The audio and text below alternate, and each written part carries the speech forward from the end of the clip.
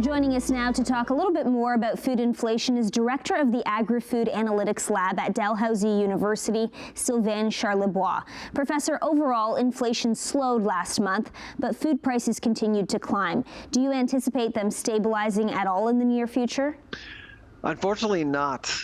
We were expecting a rough winter when we produced Canada's food price report in December. That's exactly what we're getting right now, and we're going through the winter storm right now. In fact, for next month, we're expecting even higher numbers, unfortunately. And so we're not out of the woods yet. And prices are pushed by dairy, vegetables, bakery. And those three categories are impacted by climate change, supply chain problems, and Ukraine. And so those are things that are really lingering, impacting our food basket right now in Canada. We've heard grocery chains say they have no choice but to pass down the increased supplier costs to consumers. But when they continue to post record profits, is that really true?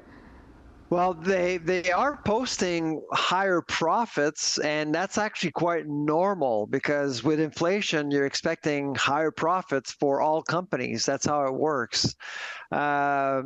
When you look at margins, though, they've been pretty consistent.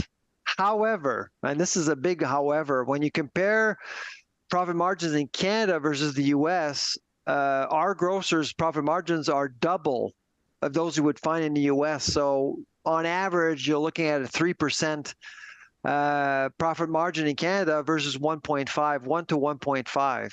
It may not sound like a lot, but the difference are in the billions of dollars. And so there's less competition in Canada. That's the big problem we have. There's no true discount grocer in Canada. There's no disruptor like you would see in the United States right now. And so right now, I would say that there's a détente period, a period where grocers are a little cozy. And so in 2014, when Target came to Canada, food prices actually dropped that year just because of the menace, because of the threat.